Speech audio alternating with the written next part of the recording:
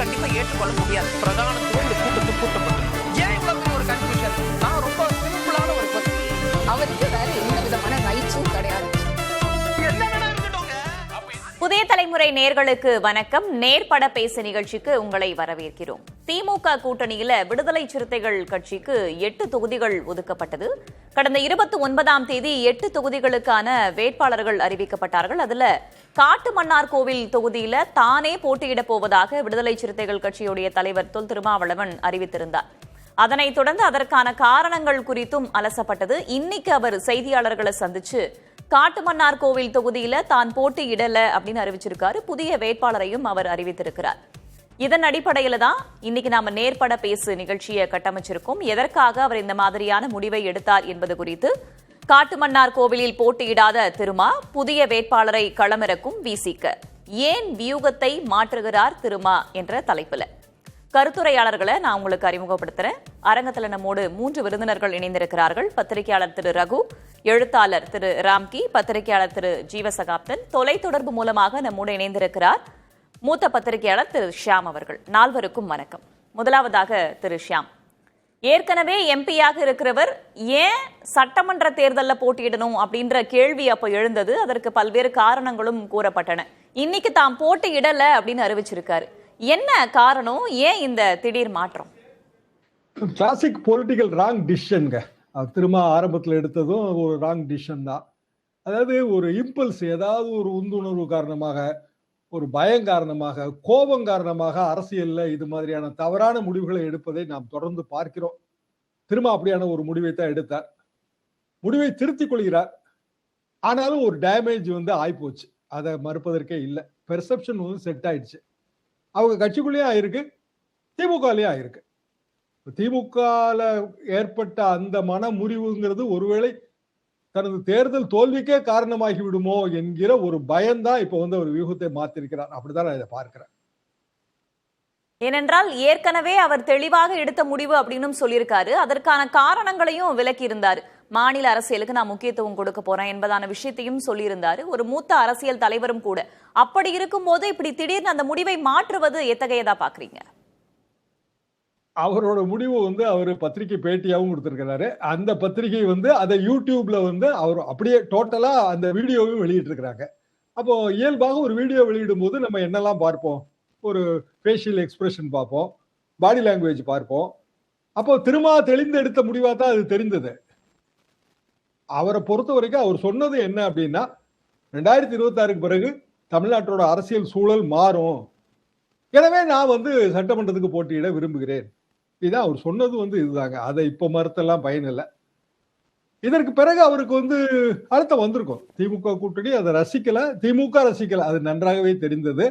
அவருக்கான ஒரு இடித்துறையெல்லாம் கூறியிருப்பாங்க. அப்புறம் அவரு மாற்றும் போது அவர் என்ன சொல்லி சமாளிக்கிறாருன்னா, போரில் முன்வாங்குவது, முன்னேறி போவது எப்படி முக்கியமோ அப்படி பின்வாங்குவது முக்கியம். அதாவது எக்ஸிட் பிளான். ட்ரம்ப் மாதிரி நான் மாட்டிக்கலாங்க, ராஜதந்திரம்ங்கிறாரு. அது ராஜதந்திரமா இல்ல ஈரான் போர்ல ட்ரம்ப் மாட்டிக்கிட்ட கதையா? டேமேஜ் அதுக்கு பிறகு ஆயிருதுலங்க. அதை நீங்க எப்படி நிவர்த்தி பண்ணுவீங்க? இப்ப எக்ஸிட் பிளான் ட்ரம்ப் ஏதோ ஒண்ணு எடுக்கிறாருன்னு வச்சுக்கோ, ஈரான் போரோட டேமேஜ் தானே. இது அவர் யோசிச்சு எடுக்கணும்ல. 8 தொகுதிங்கிறது எத்தனையோ கட்டமா பேச்சுவார்த்தை நடத்தி முடிவு பண்ணி ஒரு தொகுதியை மாற்றி கொடுக்கிறது. இன்னும் சொல்லப்போனால் திரும்ப கூட்டணி பேரத்துல ஏற்பட்ட அந்த விஷயங்களை எல்லாமே அவர் பொது வழிக்கு கொண்டு வந்தாரு. அதுவே பெரிய தவறு. அதெல்லாம் முடிஞ்சு போச்சு. 8 தொகுதி வாங்கியாச்சு. இது பிறகு அவருக்கு ஏன் கொடுக்கல, இவருக்கு ஏன் கொடுக்கலங்கிற விளக்கம் தேவையில்லை. ஏன்னா அவர் கட்சி தலைவர். அவர் சொல்ற முடிவை எல்லாரும் ஏத்துக்கிட்டு தான் செய்யணும். அந்த விளக்கங்கள்லாம் கொடுத்துதான் அவர் காட்டுமன்னார் கோயில்ல நான் போட்டி போடுவேன்னு சொன்னாரு. இப்போதாவது பின்வாங்கி இருக்கிறார். அந்த வகையில வேணா மகிழ்ச்சி அடையலாம். இப்ப நீங்க டேமேஜ் தான் அப்படிங்கிறீங்க. என்ன தாக்கத்தை ஏற்படுத்தும் திரு ஷியாம்? அந்த தொகுதியில இருக்கிறவங்க ரொம்ப மன வருத்தப்பட்டாங்க. அதாவதுங்க, எனக்கு அந்த தொகுதி ரொம்ப நல்லா தெரியும். இளைய பெருமாள் அவர்களோ ராமதாஸ் அவர்களோ எங்க அலுவலகத்துலதான் சந்தித்து பேசுவாங்க. 85, 88க்குள்ள. ஏன்னா 2 கம்யூனிட்டி ரொம்ப ஒருத்தருக்கு ஒருத்தர் சண்டை போட்டுட்டு இருக்கிறாங்க. சமாதானப்படுத்தணும் 2 பேருமே உண்மையிலேயே விரும்பினாங்க. இளைய பெருமாள் ஐயாவோட நானும் பீச்ல எல்லாம் பேசுவோம். இப்படி நிறைய கைகூடல. திரும்பவும் அந்த முயற்சி எடுத்தாரு. அதுவும் கைகூடல. ராமதாஸ் அவர்களுக்கு பாராட்டு விழா எல்லாம் நடத்தினாரு, பட்டம் எல்லாம் கொடுத்தாரு, கைகூடல. இப்ப ஒரு ஓட்டு வங்கி உருவாக்கி வச்சிருக்கிறாரு. அந்த ஓட்டு வங்கியை ஷேர் பண்றதுக்கு விஜயோட டிவிக்கு அந்த ஓட்டு வங்கியை ஷேர் பண்ணுது. அதுல எல்லாம் எந்த மாற்று கருத்து இல்லை. அப்படியான ஒரு சூழல்ல தான் அவர் நான் மாநில அரசுக்கு திரும்ப போறேன்னு சொன்னது. அவரோட ஓட்டு வங்கியை வந்து மீண்டும் மீட்டுருவாக்கம் செய்வதற்கான ஒரு வழி அப்படிதான் நான் உண்மையிலே பார்த்தேன்.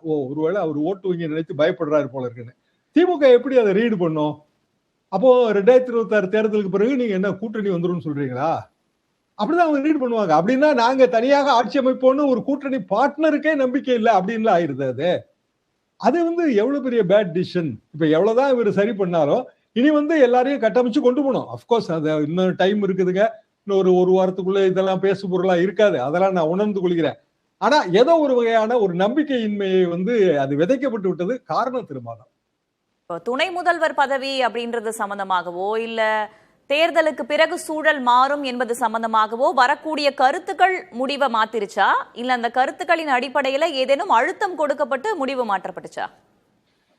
அவர் 8 சீட்டு தாங்க. 8 சீட்ல சில தொகுதிகள் வெற்றி பெற முடியாது. ஒரு சில தொகுதிகள் வெற்றி பெறலாம். இதானே நம்ம அப்படித்தானே ப்ராபபிலிட்டி பார்க்க முடியும். அதை வச்சு அவர் எப்படி துணை முதல்வர் ஆவாரு? அப்படின்னா துணை முதல்வர் ஆகணும்னா இன்னொரு கூட்டணி ஆட்சிக்கு வரக்கூடிய அளவுக்கு வெற்றி பெறணும்.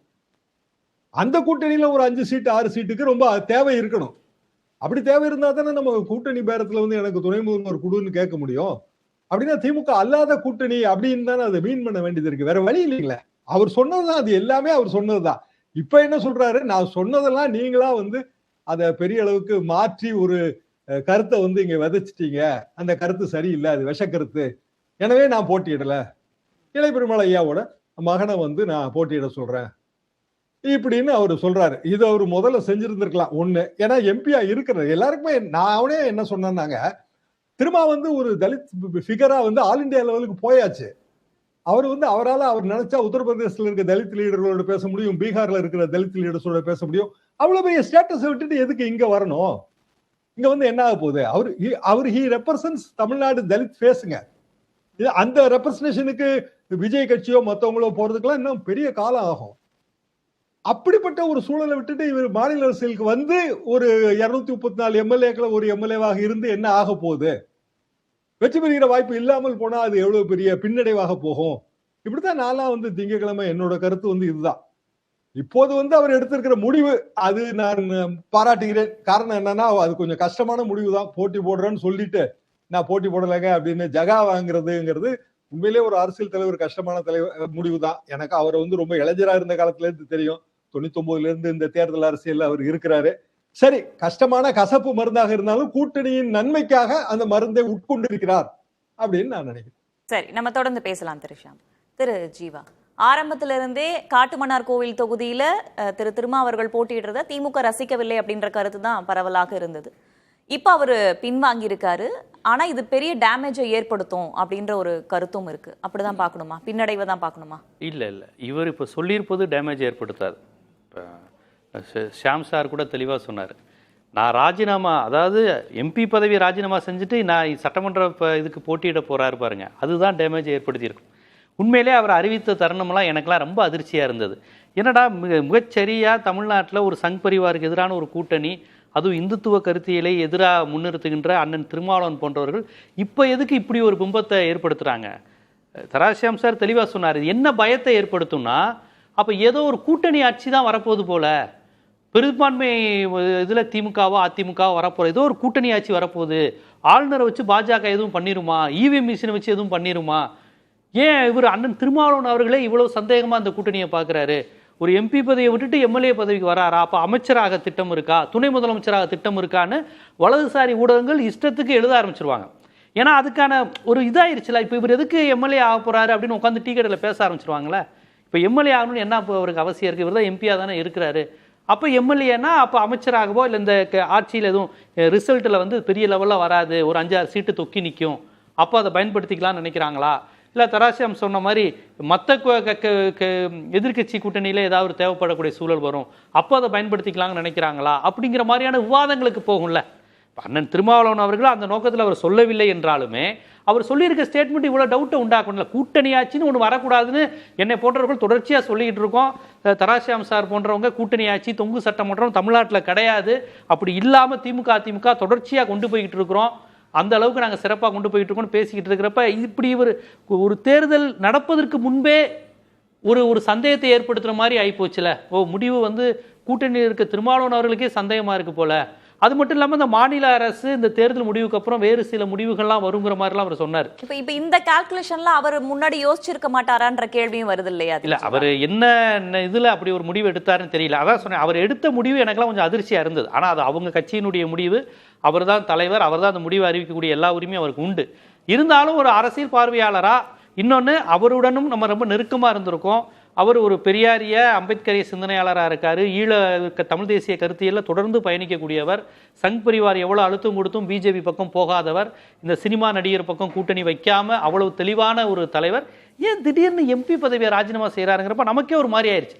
என்ன நமக்கு பயம் வந்துருச்சுன்னா, ஒரு இமேஜ் போயிருமே. வலதுசாரி பத்திரிகைகள் பிள்ளையார் சில பால் குடிக்குதுன்னு சொல்லி நம்ப வைக்க நம்ம நாட்டில் பத்திரிகைகள். இன்னைக்கு தான் முற்போக்கானவர்கள் பல பேர் இங்கே நம்ம ஆட்கள் இங்கே நிறைய வந்திருக்கிறாங்க ஊடகங்களில். தொடக்கத்தில் பிள்ளையார் சில பால் குடிக்குதுன்னு சொல்லி நம்பிக்கை ஏற்படுத்தின பத்திரிகைகளாக உண்டு. இப்போ விடுதலை சிறுத்தைகள் பண்ண உடனே வலதுசாரிகள் பேச ஆரம்பிச்சிட்டாங்கல்ல, திமுக கூட்டணி பெரிய லெவலில் வராது, அது விடுதலை சிறுத்தைகளுக்கே தெரிஞ்சிருச்சு, அதனால தான் அவரே நிற்கிறாரு, அமைச்சராக வாய்ப்பு இருக்குது, ஒரு தலித் டெப்டி சிஎம். ஏன்னா தலித் கார்டை வந்து வலதுசாரிகள் ரொம்ப தெளிவாக பயன்படுத்துகிறாங்க. அவங்களுக்கு உண்மையான நோக்கம் தலித் அரசியலோ தலித் நலனோ கிடையாது. இதை பயன்படுத்தி திராவிட அரசியலை உடைக்கணும், முற்போக்கு அரசியலை உடைக்கணுங்கிறது வலதுசாரிகளுடைய திட்டம்.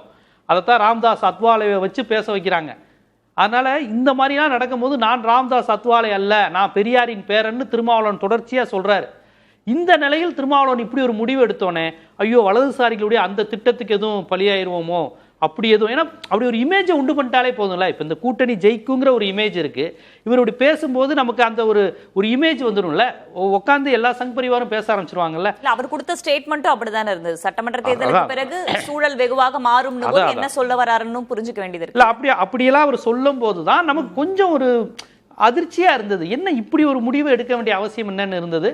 அதை அவரே சுதாரித்து கொண்டு, அவர் எந்த உணர்வுல சொன்னாரு தெரியல, ஆனா அவர் கண்டிப்பா அப்படி ஒரு பிஜேபிக்கு சங் பரிவாருக்கு ஒரு வழிவகுக்கின்ற நபர் கிடையாது. அந்த நோக்கத்தில் அவர் சொல்லியிருக்க மாட்டார். எப்படியாவது நமக்கு ஒரு அமைச்சர் பதவி, எப்படியாவது ஒரு துணை முதலமைச்சர்னா அந்த மாதிரியான டெல்லியினுடைய சதிக்கு ஒருபோதும் அவர் துணை போவர் கிடையாது. போறவராக இருந்தால் இன்னும் ராம்தாஸ் அத்வாலே மாதிரி மத்திய அமைச்சராக இருப்பார், இல்லை இங்கே உள்ள பிற தலித்கள் கட்சி மாதிரி பாஜகவினுடைய கைப்பாவையாக மாறி இருப்பார். அவர் அப்படி மாறவே இல்லை. அவர் தொடர்ச்சியாக அவர்கிட்ட ரெண்டு கருத்து தாங்க திருமாவளவன் சொல்லிக்கிட்டே இருக்கிறாங்க டெல்லி. இந்த பெரியார் திராவிடம் இந்த ரெண்டு பேரை மட்டும் உச்சரிக்காத, தலித்துன்னு சொல்லு, சாதியை பற்றி பேசு, அம்பேத்கரை பேசு, மற்ற எல்லாம் பேசு, இந்த பெரியார் திராவிடத்தை பிடிச்சி தொங்கிக்கிட்டு இருக்காத. எல்லா தலித் கட்சியும் அதுக்கு எதிராக தான் நாங்கள் திரட்டி வச்சிருக்கோம். நீ ஒரு ஆள் மட்டும் தான் பெரியார் ஈழம் தமிழர்லாம் பேசிக்கிட்டு இருக்கேன். அவர் இன்னைக்கு வரையும் நான் வந்து மக்கள் சாதி உணர்வை தூண்ட மாட்டேன், மொழி உணர்வோடு தான் பேசுவேன் இருக்கிறார். அப்பேற்பட்ட தலைவர் இப்படி ஒரு முடிவு எடுத்தது சங் பரிவாருக்கு கொண்டாட்டம். வலதுசாரிகளுக்கு அந்த கருத்தை உருவாக்குறதுல அவங்க ஜெயிச்சிருவாங்க. இப்போ இந்த 4 நாள் அவங்க கிட்டத்தட்ட அந்த பிரச்சாரத்தை செஞ்சுட்டாங்க. கூட்டணி ஆட்சி தான், திரும்ப பார்த்தீங்களா எம்பி பதவியை விட்டுட்டு வராருன்னா என்ன அர்த்தம் அப்படிங்கிற மாதிரிலாம் உருவாக்க நினைச்சிட்டாங்க. அப்புறம் நம்ம ஆட்கள் பயப்படுவாங்க. ஏன்னா பிஜேபி எல்லா மாநிலத்திலையும் நேர்மையான முறையில் வர்றது கிடையாது. எதுவும் இவிஎம்ல பிளான் பண்ணுறாங்களோ, இவங்க பண்ணக்கூடிய ஆட்கள் தானே, ஏதோ நடக்க போகுது போல, மாநிலத்துக்கு அப்புறம் மாறுங்கன்னா ஏதோ கற்பனையாக ஊகங்களாக வலதுசாரிகள் திட்டமிட்டு விஷயங்களை பரப்ப ஆரம்பிச்சாங்க, பரப்பிக்கிட்டும் இருந்தாங்க. அது எல்லாத்துக்கும் அவர் முற்றுப்புள்ளி வச்சிருக்காருன்னு தான் நான் பார்க்கிறேன். இந்த முற்றுப்புள்ளி சற்று பின்னடைவை ஏற்படுத்தும்னு பார்க்கலையா நீங்க? இது பின்னடைவை ஏற்படுத்தாது. ஒரு பெரிய பின்னடைவை அவர் போட்டிட்டு இருந்தாதான் அது ஒரு இதை ஏற்படுத்தி இருக்கும். இப்போ அவர் நான் எம்பியாவே தொடர்வேங்கிறது ரொம்ப சரியான விஷயம். அவர் டெல்லிக்கு போனாலும் அவர் வந்து தமிழர்களுக்கான அரசியலில் ஒருபோதும் விட்டு தர மாட்டார். அவர் தானேங்க உங்களுக்கு வந்து மனித கல்வியை மனித அலுவலது நாடாளுமன்றத்தில் எழுப்புனது அவர் தானே. தமிழர்களுக்கான குரலை, பிற்படுத்தப்பட்டவர்களுக்கான அகில இந்திய பிற்படுத்தப்பட்ட மக்களின் இடஒதுக்கீட்டின் குரலை பேசியவர் டெல்லிக்கு போன எம்பி திருமாவளவன் அவர்களால் தானே பேச முடிந்தது. அதனால அதுக்காக அவர் எம்பியா தான் இருக்கணும், எம்எல்ஏ வரக்கூடாது, மாநில அரசு அப்படின்னு சொல்லல. அவருடைய இந்த நேரத்தில் இந்த முடிவு, அதுவும் தேர்தலுக்கு 20 நாள் அதற்கு தொடர்ச்சி அவர் சொன்ன காரணங்களும் கூட அது ஒரு வலதுசாரிகளுக்கு சாதகமா அமையக்கூடிய சூழல் இருந்தது. அதற்கு அவரே முற்றுப்புள்ளி வைத்து விட்டார். முதற்கட்ட கருத்தை எடுத்துக்கிறேன். திரு ரகு, மத்திய விட மாநில அரசு, அதாவது மாநிலம் தொடர்பான தேர்தலில் அது அந்த அரசியல்ல நான் இனிமே கவனம் செலுத்த போறேன் அப்படின்ற ஒரு ஸ்டேட்மெண்ட்டையும் விட்டிருந்தாரு, அறிவிச்சுட்டு இப்ப அது பின்வாங்கி இருக்காரு. உங்களுடைய முதற்கட்ட கருத்து என்ன? உண்மையிலே கொஞ்சம் டேமேஜ் பண்ணியிருக்குன்னு தான் நான் நினைக்கிறேன். அதாவது நீங்கள் அவர் வந்து ஒரு பத்திரிகை பேட்டி மட்டும் கிடையாது, அதுக்கு வீடியோவும் இருக்குது. அந்த வீடியோவே நிறைய கேள்விகளை எழுப்புனது. ஏன்னா அவர் வந்து ஷானவாஸ் பற்றி பேசும்பொழுது I was told that he was not willing to contest from Nagapattinam again, அல்லது அவர் நான் தொகுதியை மாற்ற போகிறேன் அப்படிங்கிறது எனக்கு சொல்லப்பட்டதுன்னு சொன்னார். அதுவே ரொம்ப ஷாக்கிங்காக இருந்தது.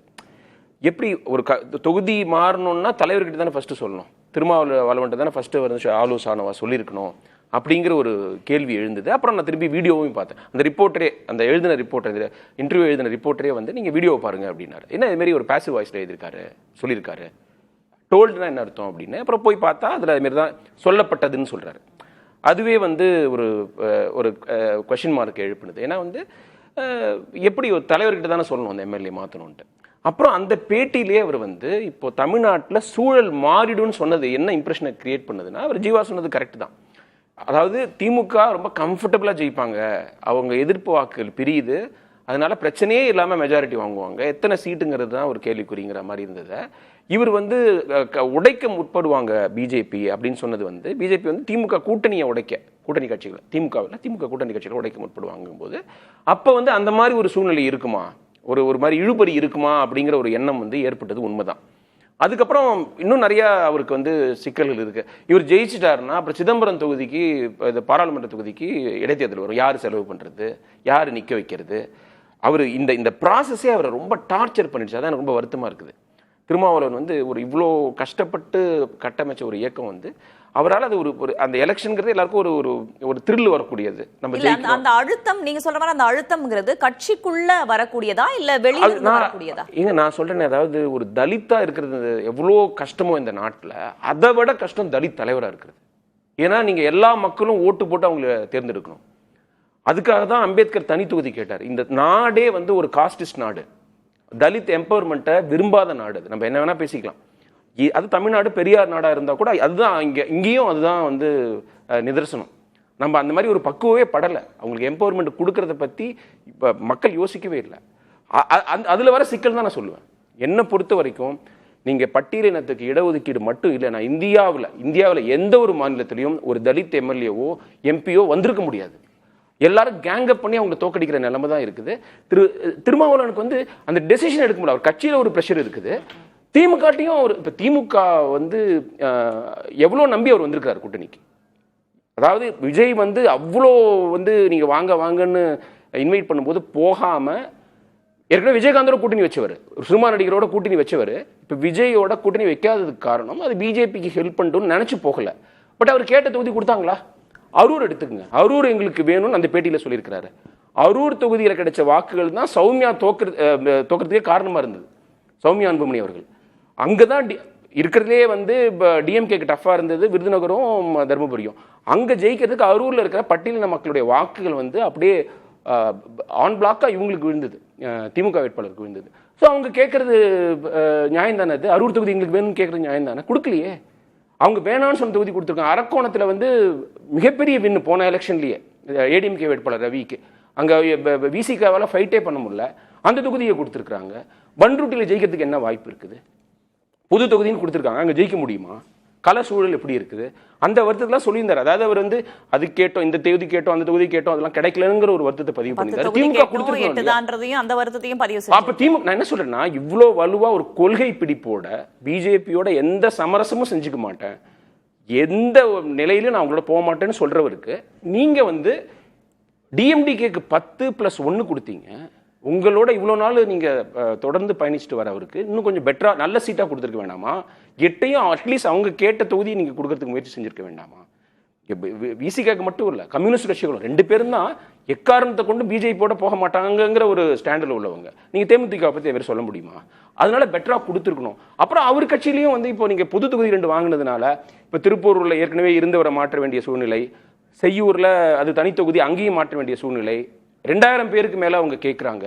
இந்த ப்ரெஷர்லாம் அவரை ரொம்ப வந்து இது பண்ணிடுச்சு, ரொம்ப அவர் என்ன பண்ணிடுச்சு, வீக் ஆகிடுச்சுன்னு எனக்கு தோணுது. அதனால தான் அடுத்த எலெக்ஷனில் நான் செய்ய மாட்டேன் அப்படின்னு சொல்லிட்டாரு. மேபி ஒரு பொலிட் பியூரோ மாதிரி ஒரு கமிட்டி போட்டு முடிவு பண்ண வேண்டிய ஒரு சூழ்நிலைக்கு தள்ளப்பட்டாரோன்னு எனக்கு தோணுது. ஓவரால் சுச்சுவேஷன் இது. நான் என்னை பொறுத்த வரைக்கும் இது வந்து நான் திருமாவளவன் வந்து ஒரு தலித் தலைவர்னு நான் சுருக்க விரும்பல. அவரோட ஆளுமை வந்து தமிழ்நாடு சீஃப் மினிஸ்டர் ஆகிறதுக்கு எல்லா தகுதியும் உள்ளவர், அந்த மாதிரி ஒரு ஆளுமை மிக்க தலைவர் அவர்.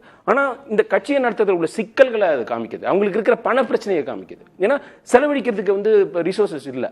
ஏன்னா அவங்களுக்கு எப்படி யார் கொடுப்பா ஃபண்டிங், எப்படி கொடுக்கும், யார் கொடுப்பா, எங்கே அவங்களால திரட்ட முடியும்? அவங்க ஒரு சின்ன ஊரில் மீட்டிங் போடுறதுக்கான ஃபண்டிங் கிடைக்குமா இந்த ஊரில்? எத்தனை பேர் அவங்க கடை வச்சிருக்காங்க, எத்தனை பேர் தியேட்டர் வச்சிருக்காங்க, எத்தனை பேர் தொழில் பண்ணுறாங்க தலித் மக்கள்? போன உடனே கொடுத்துருவாங்களா? நாங்கள் இந்தமாரி ஒரு மாநாடு நடத்துகிறோம், ஊர்வலம் நடத்துகிறோம், ஒரு கூட்டம் போடுறோம், அதுக்கு நீங்கள் பணம் கொடுங்க, ஏகப்பட்ட சிக்கல் இருக்குது தலித் அரசியல் கட்சிகளுக்குங்கிறத நான் சொல்ல விரும்புவேன். நீங்கள் இப்போ ஏடிஎம்கே லிஸ்ட்டை பாருங்க, தனபால் அவர்கள் 7 முறை எம்எல்ஏ, அவருக்கு சீட்டு இல்லைன்னு ஃபோன் பண்ணி கூட சொல்லல. 77 எம்எல்ஏ அவர், எம்ஜிஆர் பீரியட்ல ஜெயலலிதா பீரியட்ல எம்எல்ஏ. அப்புறம் ராஜலட்சுமி மினிஸ்டரா இருந்தாங்க, சரோஜா மினிஸ்டரா இருந்தாங்க, 2 பேருக்கு சீட்டு கிடையாது. அவங்க வந்து இதில் அவங்க போன மினிஸ்ட்ரியில் இருந்தவங்களுக்கு 2 பேர் இல்லாமல் வச்சிருக்காங்க. அப்புறம் டிஎம்கேலேயும் நீங்கள் பார்த்தீங்கன்னா 2006லேருந்து 2011 வரைக்கும் இருந்த தலித் மினிஸ்டர்ஸ் மதிவாணன், தமிழரசி, பருதி பாதியிலே போயிட்டார் கட்சியில் பிரச்சனைன்னு சொல்லிட்டு. மதிவானுடைய தொகுதி வந்து சிபிஎம்க்கு போயிடுச்சு, கீழ்வேலூருக்கு போயிடுச்சு, திருவாரூர் வந்து புது தொகுதி ஆயிடுச்சு. ஸோ அவரும் வந்து இப்போ ரெக்கனிங்கில் இல்லை. அப்புறம் தமிழரசி ஜெயிச்சாங்க, ஆனால் அவங்களுக்கு வந்து இது கிடைக்கல, மினிஸ்டர் போஸ்ட் கிடைக்கல. ஏன்னு கேட்குறேன்னா, நீங்க கண்டினியூட்டி இருந்தா தானே அவங்க லெகசி பில்ட் பண்ண முடியும். அவங்களுக்கு ஒரு கிளவுட் கிடைக்கும், கிடைக்க மாட்டேங்குது. மற்ற மினிஸ்டர்ஸ்க்கு கிடைக்குது, அவங்களுக்கு கிடைக்க மாட்டேங்குது. அப்புறம் வாரிசு பாத்தீங்கன்னா மற்ற எல்லா மினிஸ்டரோட வாரிசுக்கு இடம் கிடைக்குது. நீங்க எந்த தலித் மினிஸ்டருடைய பையன் வந்து எம்எல்ஏ ஆகிறாருன்னு பாருங்க, எந்த கட்சியிலையும் கிடையாது. திமுக சொல்ல எல்லா கட்சிகள்லயும் இந்த பிரச்சனை இருக்குது. இது நான் திருமாவுடைய பிரச்சனையா பார்க்கல, இது என்டையர் தலித் கட்சிகளுக்கு அல்லது தலித் நலனை முன்னிறுத்துற கட்சிகளுக்கு இந்தியா ஃபுல்லா இருக்கிற பிரச்சனை. இந்தியா ஒரு காஸ்ட் நாடா இருக்கிறதோட பிரச்சனை. திரு ஜீவா, திமுகவும் சேர்ந்து அந்த அழுத்தத்தை கொடுத்திருக்கோம். ஏன்னா அவங்க கேட்ட தொகுதிகள் கொடுக்காததும் சரி, கேட்ட எண்ணிக்கையில கொடுக்காததும் சரி, அதுவுமே அந்த பிரஷருக்கு ஒரு காரணமா இருக்கக்கூடும் அப்படின்றது அவரோட கருத்து. இல்ல தொகுதி உடன்பாடு பிரச்சனைங்கிறது உங்களுக்கு கூட்டணி கட்சிகள் தொகுதி உடன்பாடு செய்யும் போது எந்த கட்சியுமே முழுமையாக திருப்தியாலாம் இருந்திருக்க மாட்டாங்க. நாங்கள் கேட்ட தொகுதிகள் கிடைத்தது, கூடுதல் தொகுதி கிடைத்ததுன்னு எல்லாம் முடிஞ்சதுக்கப்புறம் எல்லா கட்சிகளும் சொல்லுவாங்க. இப்போ மதிமுக திருப்தியாக, முழு திருப்தியாக, அவங்க இடதுசாரிகள் திருப்தியாக, எல்லாருமே அவங்களுக்குன்னு சில தொகுதியில் வச்சுருப்பாங்க. இடதுசாரிகள் பெல்ட்டான தொகுதி தான் விடுதலை சிறுத்தைகளும் பெல்ட்டான தொகுதி. பெரும்பாலும் இடதுசாரிகளும், ஏன்னா அது உங்களுக்கு வட தமிழகம் தான் திமுகவுக்கும் செல்வாக்கான தொகுதி. உங்களுக்கு அந்த கடலூர், வேலூர், திருப்பத்தூர், அதுங்கிறது தான் விடுதலை சிறுத்தைகளுக்கும் நக்சல் பாரி அங்கே தான். அதனால் உங்களுக்கு கும்பகோணத்துக்கு வடக்க இங்கே சென்னை வரையும் பார்த்தீங்கன்னா எல்லா முற்போக்கு அமைப்புகளினுடைய புகலிடமும் வட தமிழகத்திலேருந்து தான் வரும். பாமகவும் அங்கேருந்து தான், திமுகவும் அங்கேருந்து தான், விடுதலை சிறுத்தைகளும் அங்கேருந்து தான், இடதுசாரிகள், நக்சல் பாரிகள் எல்லாமே வட தமிழகம் தான். அப்போ தேர்தல் அரசியல் இவங்க திமுக திருவாரூரே கம்யூனிஸ்ட் கட்சி பெல்ட் தானே. ஸோ இப்போ இந்த மாதிரியான பிரச்சனைகள்லாம் எல்லா பவர் பார்ட்டி எல்லா கட்சிகள்லையுமே பிரச்சனை தான். அதனால இவர் வந்து திரும்ப வந்து ஒரு விஷயத்த சொல்ல, அது ஒரு ஃபேக்டர் நான் நினைக்கிறேன். விஜய் வந்து பட்டியலின மக்களுடைய வாக்குகளை நிறைய வாங்குவாருன்னு ஒரு பெர்செப்ஷன் இருக்குது. அவர் போட்டிருக்கிற இப்போ தனி தொகுதிகளுக்கு ஒரு வேட்பாளர் போட்டிருக்காருல, அதில் கிட்டத்தட்ட 15 பேர் வந்து district secretaries of TVK.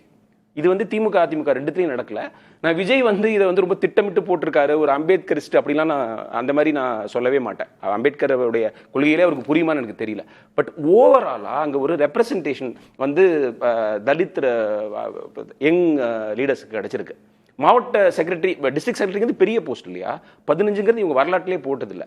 So அது கூட திருமாவளவன் வந்து சட்டமன்ற தேர்தலில் போட்டிடுவேன்னு ஒரு முடிவு எடுத்தாலும் அதுக்கு ஒரு காரணமாக இருந்திருக்கும். ஏன்னா அவங்களோட ஓட்ஸ் வந்து எரோட் ஆகிடக்கூடாது, எஸ்பெஷலி வட மாவட்டங்கள். விஜய் ஃபேக்டரும் ஒரு காரணமாக இருந்திருக்குமோ அவர் களமிறங்க. அதாவது விஜய், அதாவது பொதுவாகவே தலித் மக்களை பற்றிய ஒரு பார்வை வந்து வலதுசாரி ஊடகங்கள் பரப்புறது என்னன்னா, சினிமாக்காரங்க யார் வந்தாலும் அவங்க ஆதரிப்பாங்க.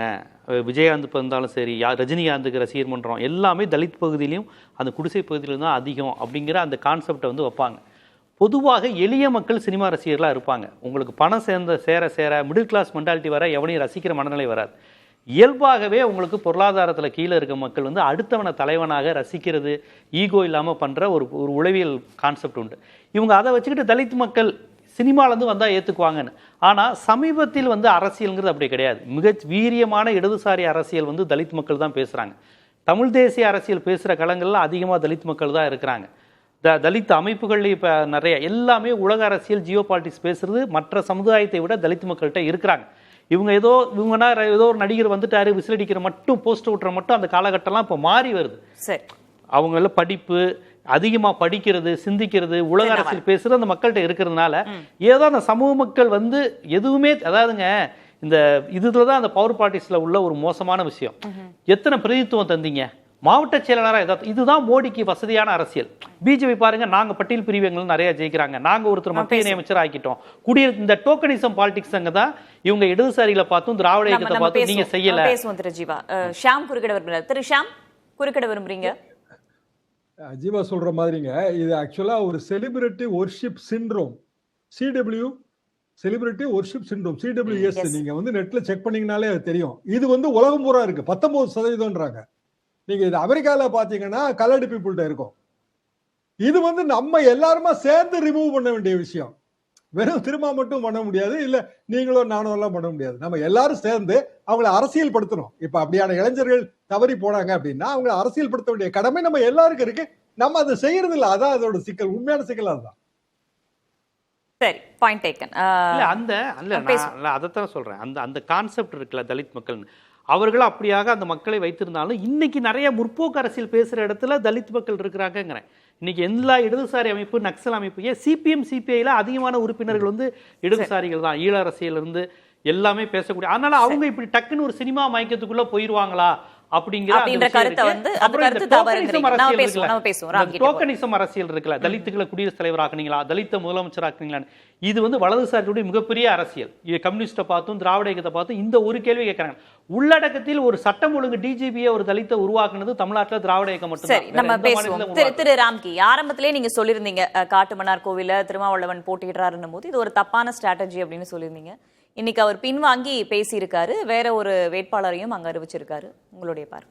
Damage is already done. So இப்போ அதனால அடுத்து என்ன அப்படிங்கிறத வச்சுக்கணும். இப்போ எனக்கு என்னன்னா, இவருடைய முழுக்க தன்னிலை விளக்கம் திருமாவளவர்கள் அவர் என்ன மாதிரியான டேமேஜ் பண்ணாருன்னு அவருக்கே ஒரு சரியா புரியுதா என்னன்னு தெரியல. ஏன்னா அவர் பல விஷயங்கள் பேசுறாரு, அவதூறுங்கிறாரு. அவதூறு யாருமே என்னை வந்து இந்த கூட்டணியிலேருந்து பிரித்து கொண்டு வர்றதுக்கு சரி நடக்குதுங்கிறாரு. அப்போ வந்து இவர் பிரிந்து வந்தால் வேறு எங்கேயாவது எங்கே போவார் அப்படின்னு தெரிந்தால் மட்டும்தான் நம்ம அதுக்கான சதி வேலைகள்லாம் மற்றவங்க ஈடுபடுவாங்க. அதில் அவர் ஏதோ அவதூறு சொல்றாரு, யாரையும் பாயிண்ட் பண்ணல. நண்பர் ஜீவா சொல்லும்போது வலதுசாரி ஊடகங்கள்லாம் சரி செய்கிறாங்க. எனக்கு எத்தனை வலதுசாரி ஊடகங்கள் இருக்குன்னு தெரியல. ஒரு ஊடகங்கள் வலதுசாரி இருக்கு, அதில் ஒன்று வந்து அண்ணாமலை ரசிகர் மன்றமாக செயல்படுது, இன்னொன்று நயினா நாகேந்திரன் ரசிகர் மன்றமாக இருக்காங்க, இன்னும் சில பேர் வந்து அவங்க டெல்லியில் என்ன சொல்கிறாங்களோ அதை செய்கிறாங்க. அதனால் அவங்களுக்குள்ளே ஒரு ஒருமித்த உணர்வு, ஒரு குரல் கிடையாது. அதை வைத்து நம்ம வந்து அவங்களாம் சேர்ந்து சதி பண்ணுறாங்கிற ஒரு முடிவுக்கெலாம் வர முடியாது. நான் என்ன சொல்கிறேன், அவர் வந்து இன்னைக்கு சொல்கிற வேண்டிய விஷயத்தை நான் புரிஞ்சுக்கிட்டது என்னென்னா, அவர் முழுக்க ஏதோ நம்ம வந்து ஒரு அவசரப்பட்டு விட்டோம் அதற்கான விளக்கத்தை கொடுக்குறாரு. அதில் பல விளக்கங்கள் இருக்குது. இப்போ வந்து முக்கியமாக மாற்றம் வருது அப்படின்னா அதை ஏற்றுக்கொள்ள மாட்டேன் திமுக. நாங்கள் இந்த ஆட்சி தொடர வேண்டும் நினைக்கிறவங்க நீங்கள் மாற்றங்க வார்த்தையே பயன்படுத்தினா அவங்க ஏற்றுக்க மாட்டாங்க. ரெண்டாவது, திரும்ப அவர் சொல்லும்போது மெஜாரிட்டி, அதாவது கூட்டணி ஆட்சிக்கான சாத்தியம் இருக்குது அப்படின்னு சொல்லும்போது இதை நான் ஓராண்டு காலமாக சொல்லிட்டு தான் இருக்கேன். அதாவது இது வந்து நம்ம வந்து அரசியல் விமர்சகராக நம்ம பேசலாம், நீங்கள் பேசலாம், நம்ம பேசலாம், அதில் பெரிய பாதிப்பு இருக்குது. ஆனால் அரசியல் கட்சி தலைவர் சொல்லும்போது அது பெரிய பாதிப்பு இருக்கும். இதெல்லாம் எடப்பாடி பழனிசாமி உடனே என்ன பண்ணார், அவசரமாக மறுக்கிறார். அவர் இப்போ கூட்டணி ஆட்சியை பற்றி பேசினா இல்லை அதிமுக தலைமையிலான கூட்டணி ஆட்சி அமைன்னு சொன்னது காரணம்லாம் இதான். ஸோ அதனால் அரசியல் கட்சி அந்த பார்ட் ஆஃப் அலைன்ஸ் இருக்கவங்க இதை வந்து என்கரேஜ் பண்ணவே மாட்டாங்க. ஆனால் அவர் வந்து அந்த இடத்துல கொஞ்சம் தவறு. ஆனால் அவர் யதார்த்தத்தை தான் பேசினார். நானும் தொடர்ந்து இதுக்கான சாத்தியம் அதிகமாகவே இருக்கு அப்படிங்கிறத. ஆனால் திரும்ப செய்ததிலே மிகப்பெரிய ஒரு சறுக்கலாக நான் நினைக்கிறது வந்து, திமுக மெஜாரிட்டி கிடைத்தால் கூட அவர்களால் ஆட்சி அமைக்க முடியாதுங்கிற மாதிரி ஒரு தொனியில் ஒரு வார்த்தையை சொன்னார். அதாவது இது ஒட்டுமொத்தமாக திமுகவோட பிரச்சாரத்தை கேள்விக்குள்ளாக மாதிரி. அவங்க என்ன சொல்றாங்க, ஓரணியில் நிற்கிறோம், எங்களை தலை வணங்க மாட்டோம் அப்படிங்கிற மாதிரி தான் சொல்றாங்க. அதை வந்து கேள்விக்குள்ளாக்கி நீங்க மெஜாரிட்டியே வந்தால் கூட அப்படிங்கிற ஒரு வார்த்தையை வைக்கும் போது அது வந்து ஒரு பெரிய குழப்பத்தை. அதை வந்து ஷாம் சார் ஏற்கனவே விரிவாக சொல்லிட்டாங்க, நான் அதை திரும்ப ரிப்பீட் பண்ண விரும்பல. பட் அடுத்த கட்டம் என்ன அப்படிங்கிறதுனா, திருமாவளவன் எந்த அளவுக்கு எல்லா தொகுதியும் போய் பிரச்சாரம் செய்ய போகிறார். ரகுவர் சொல்லும் போல மிக மிக மிக முக்கியமான சில தொகுதிகளை கோட்டை விட்டிருக்கிறது. நீங்க இந்த கூட்டணியில் பாருங்களேன், அமமுக பாமக அவர்கள் செல்வாக்குள்ள தொகுதிகளில் பெரும்பாலான எல்லா தொகுதியும் கிடைக்கல, ஆனால் பெரும்பாலான தொகுதியிலே கேட்டு வாங்கியிருக்காங்க. ரொம்ப கம்ஃபர்டபுளாக சந்தோஷமா இருக்காங்க, எந்த சிக்கலும் இல்லை. ஆனால் இங்கே பல இடங்கள் அவங்க வந்து ரொம்ப பலமாக இருக்கிற பகுதிகளில் கூட அவங்க விட்டு கொடுத்துருக்காங்களா இல்லை இழந்திருக்காங்களா, எப்படி வேணாலும் வார்த்தையை போட்டுங்க. ஆனால் நிஜம், இழந்திருக்கிறது நிஜம். டெல்டாவில் நீங்கள் வந்து வன்னியர்கள், இஸ்லாமியர் அடுத்து தலித்துகள் தான் முக்கியமானவர். அவர்களை பிரதிநிதிப்படுத்துகிற மாதிரியான எந்த தொகுதியும் இல்லை. சென்ற முறை இருந்தது ஆளு ஷானவாஸ் அங்கே நின்னாலும் விடுதலை சிறுத்தைகளுக்கான ஒரு கொடி பறந்தது, அங்கே போனோம் பானை சின்னலாம் தெரிஞ்சுது. இன்னைக்கு டெல்டாவில் இல்லை.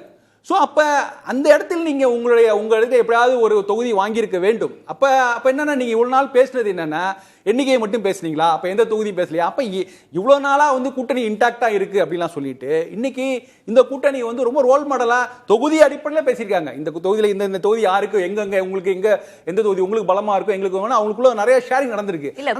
நலன் பாதிக்கிற வகையில் அவதூறு பரப்பி இருக்காங்க.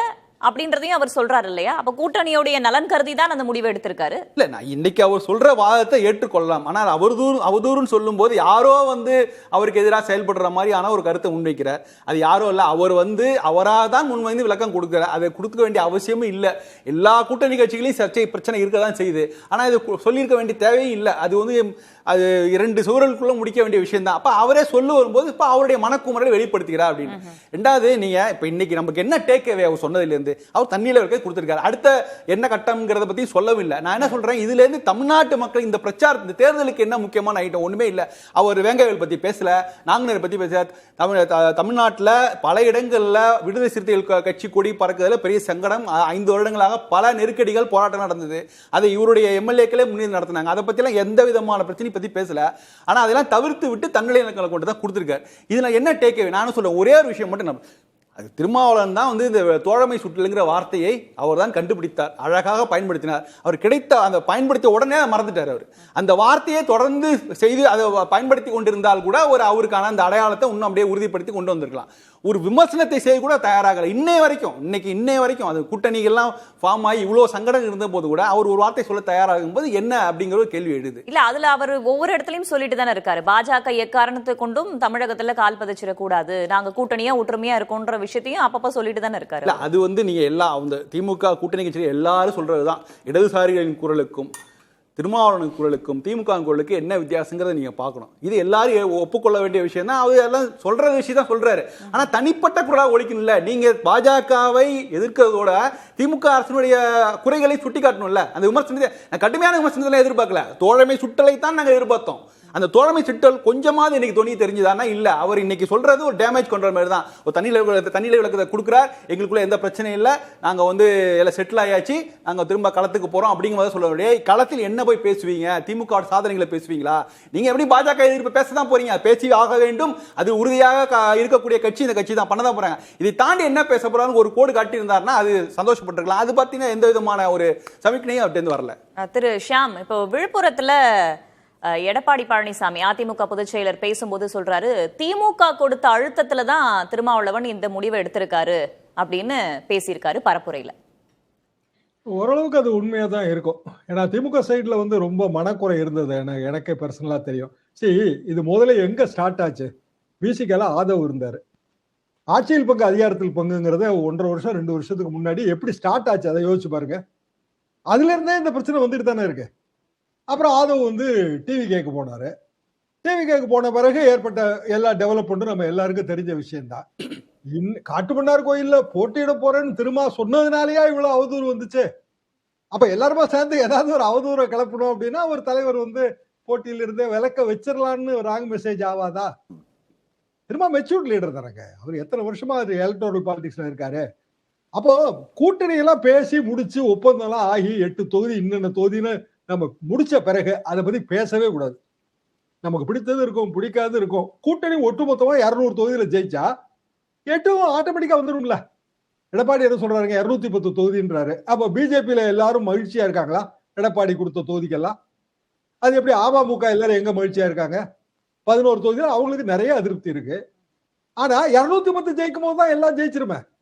டார்கெட் 210 போனீங்கன்னா எல்லாரும் வந்துடலாம், 200 போனீங்கன்னா எல்லாரும் வந்துடலாம். அப்படி இருக்கும்போது திரும்ப ஏன் அப்படியான ஒரு நிலைப்பாடை எடுத்தாருங்கிறதான இதுல கேள்வி.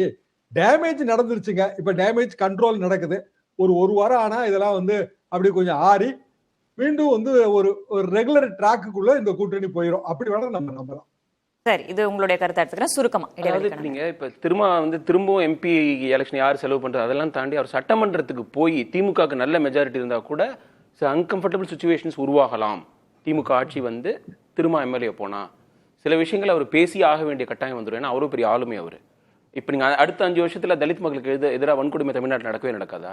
அது சட்டமன்றத்துல பேசிய சூழல் வரும். அங்க ஒரு சங்கடமான அது கூட திமுக கொஞ்சம் அன்ஹாப்பியா இருந்திருப்பாங்க. புரிஞ்சுக்கிறேன். திரு ஷியாம், இன்னைக்கு பேட்டியிலையும் திருமாவளவன் பேசும்போது ஆளூர் ஷானவாஸ் பத்தி ஒரு கேள்வி எழுப்பப்படுது. அப்ப அவர் சொல்றாரு, போட்டி ரொம்ப கடுமையா இருக்கும்போது இந்த சமூக நீதிக்காக கொஞ்சம் அட்ஜஸ்ட் பண்ணிக்க தான் வேணும் அப்படின்ற மாதிரியான விஷயத்த சொல்றாரு. இந்த போட்டி கடுமையாக இருக்கிறது அப்படின்றதன் மூலமா என்ன உணர்த்துறாரு? விஜய் ஃபேக்டர் இருக்கோ உள்ள? நான் அப்படிதாங்க நினைக்கிறேன். அதாவது விஜய் வெறுமனே பட்டியலின இளைஞர்களை மட்டும் கவர்றாருன்னு நம்ம எடுத்துக்க கூடாது.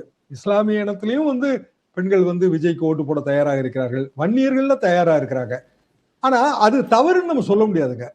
இந்த ஆரம்பத்துல குறிப்பிட்ட செலிபிரிட்டி ஒர்ஷிப் சிண்ட்ரோம் இருக்கத்தான் செய்யும். யாரு திருத்தணும் அப்படின்னா அரசியல் தலைவர்கள் திருத்தணும், அவங்கள அரசியல் படுத்தணும்.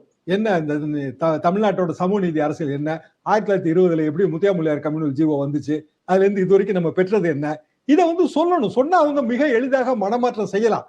திருமாவுக்கு அந்த வாய்ப்பு இருக்கு. ஏன்னா அவர் வந்து ஒரு குறிப்பிட்ட பிரிவோட மிகப்பெரிய தலைவரா இருக்கிறாரு. அவங்க கண்ணெதிரா வளர்ந்து ஒரு பெரிய உயரிய நிலைக்கு போயிருக்கிறாரு.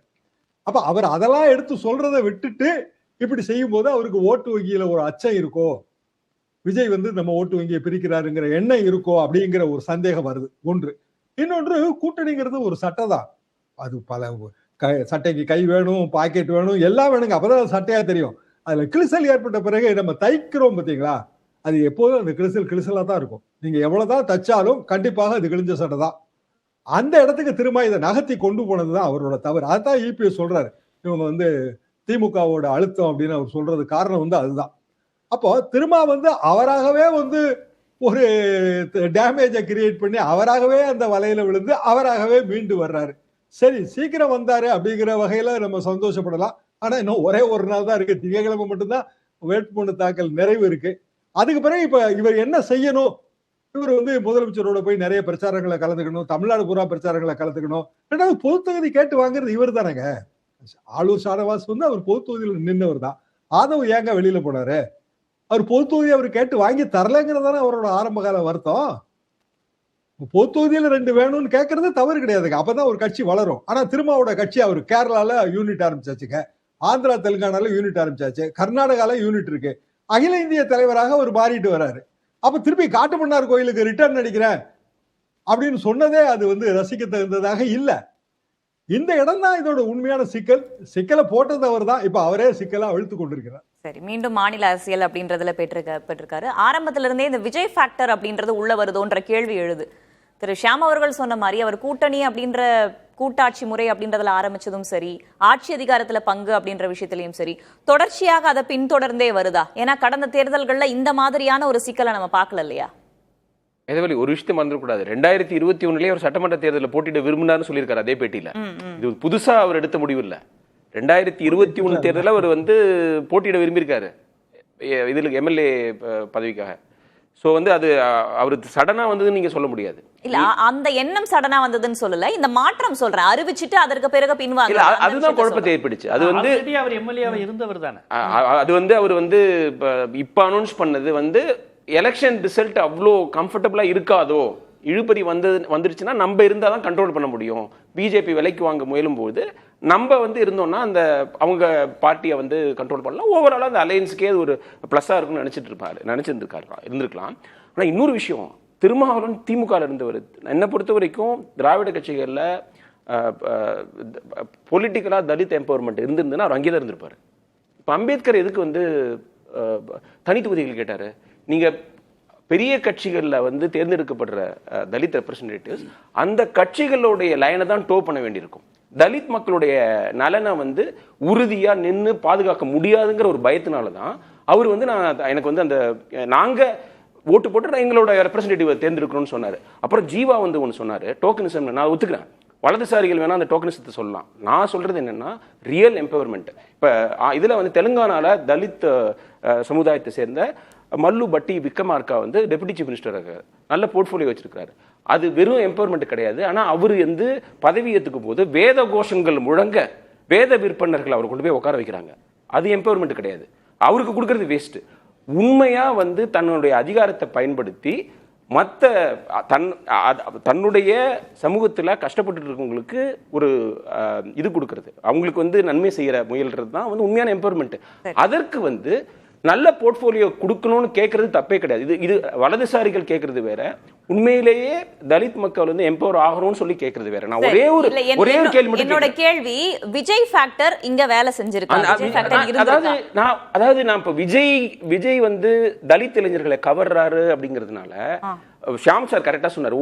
ஒரு செக்ஷன் மட்டும் கிடையாது, எல்லா கம்யூனிட்டிஸை சேர்ந்த இளைஞர்களையும் அவர் வந்து வசீகரிக்கிறாரு. ஏதோ சம் ரீசன். அதை வந்து நான் வந்து நியாயமானதுன்னு கூட நான் சொல்ல மாட்டேன். அது வந்து இவங்க ஒரு கம்யூனிட்டி நான் சொல்ல, ரெப்ரசன்டேஷன் இருக்குல்ல, அவங்களுக்கு இந்த பொலிட்டிக்கல் எம்பவர்மெண்ட் கிடைக்குது இல்ல. 15 பேர் வந்து மாவட்ட செயலாளர்கள் தனி தொகுதியில் நிறுத்தப்படுறாங்கல்ல, அதுக்கு அது பாசிட்டிவான விஷயம் தானே. அதை நம்ம வந்து எப்படி நம்ம குறை சொல்ல முடியும்? அவர் திட்டமிட்டு இவங்களுக்கு அதிகாரம் கிடைக்கல, நம்ம கொடுக்க வைக்கணும்னு அவர் கொடுத்தாருன்னு எனக்கு தெரியல. ஏன்னா அவர் இந்த கவின் படுகொலை பத்தி பேசவே இல்லை விஜய். சோ அது அப்படிதானே சொல்றேன் தவிர்த்து அவங்களை நான் வந்து ஒரு எல்லலோட அவங்களை ஈஸியா கவர்ந்துடலாம்னு சொல்லல. சரி, இன்னைக்கு அவ்வளவு விளக்கங்கள் கொடுத்திருக்காரு திரு ராம்கி. ஏன் இந்த முடிவு எடுத்தேன், எதுக்காக எடுத்தேன், கோயிங் ஃபார்வர்ட் அடுத்து நான் என்னென்ன பண்ண போறேன்றதையும் அவர் விளக்கம் கொடுக்குறாரு. ஆனா திமுக தான் அழுத்தம் கொடுக்குது அப்படின்னு திரு எடப்பாடி பழனிசாமி அவர்கள் பேசுறாரு. அப்படின்னா இதை அரசியலா மாத்துறாரா அவரு? திமுகக்கு எதிரான அரசியலா மாத்துறாரா? ஷாம்சா சொன்ன மாதிரி திமுக நிச்சயமா அழுத்தம் கொடுத்துருக்கு. ஏன்னா 2 விஷயம். ஒன்னு வந்து மெஜாரிட்டி கிடைத்தாலும் கொஞ்சம் உங்களுக்கு சிக்கல் இருக்குன்னு சொன்னதும் சரி. அப்புறம் திரும்ப நாடாளுமன்ற தேவையில்லாத இடைத்தேர்தல், நாடாளுமன்ற இடைத்தேர்தல் பெரிய விஷயம். சட்டமன்ற இடைத்தேர்தல் எப்படி நிச்சயமா நடக்க போகுது, இதே பெரம்பூருக்கோ இல்ல திருச்சிக்கோ இடைத்தேர்தல் நடக்க போகுது.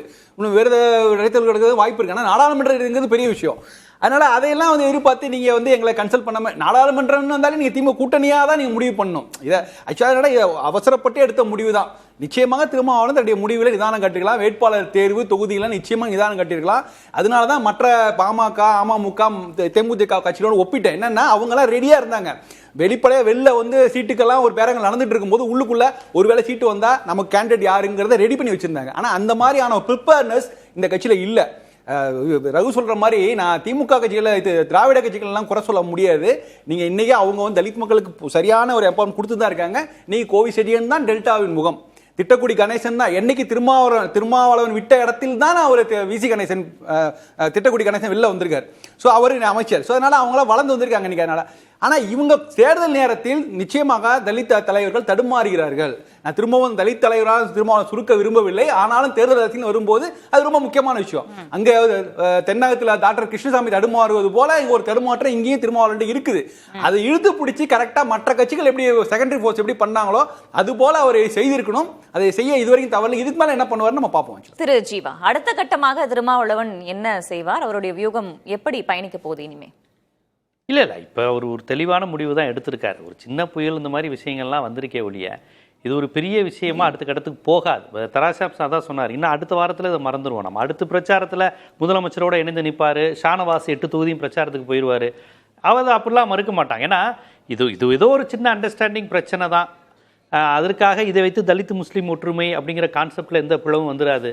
விடுதலை சிறுத்தைகளில் மதுரை மாவட்ட செயலாளராக ஒரு அருந்ததியரை உருவாக்குனாங்க, இஸ்லாமியர்களை பலரை உருவாக்குனாங்க. மூக்கியா தேவருக்கு வந்து கச்சத்தீவு போராளின்னு சொல்லி 10 வருடத்துக்கு முன்னாடியே நிகழ்ச்சி நடத்தினவர் வந்து திருமாவளவன். அவருடைய மகனுக்கு மேயர் பதவி சீட்டு கொடுத்தாரு. அப்போ தான் வந்து எல்லா சமூகத்தினருக்குமான ஒரு தமிழர் தலைவருங்கிறத கொண்டு வந்தார்.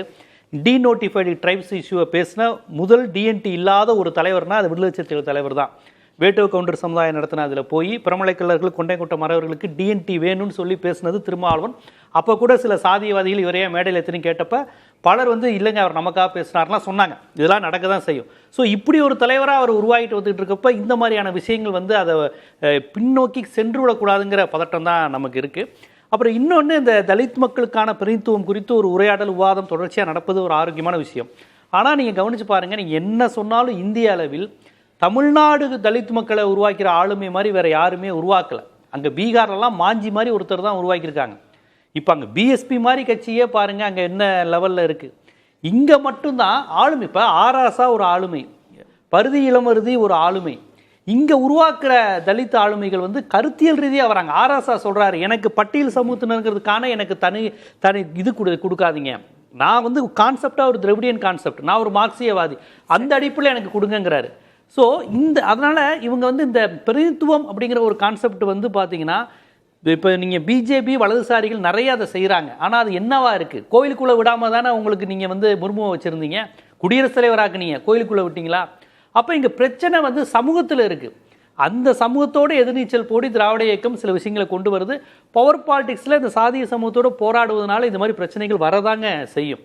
ஆனா அதை நம்ம வந்து ரொம்ப நம்ம முன்னிலைப்படுத்தி பாஜக சாதகமா போயிடக்கூடாது. ஆனா அந்த அரசியலை நம்ம தொடர்ந்து பேசி கொண்டிருப்பதன் மூலமா மட்டும்தான் அதை சரி செய்யும். இதையே உங்களுடைய இறுதி கருத்தா எடுத்துக்கிறேன். அடுத்தடுத்த கட்டங்கள்ல கூட்டணியும் அது தொடர்பான பரப்புரைகளும் எப்படி போக போகிறது அப்படின்றதை நம்ம பொறுத்திருந்து பார்க்க வேண்டியது இருக்கிறது. இந்த அமர்வில் பங்கேற்ற 4 விருந்தினர்களுக்கும் நன்றி, பார்த்த நேயர்களுக்கும் நன்றி. நேர்பட பேசு நிறைவடைகிறது. இணைந்திருங்கள் புதிய தலைமுறை.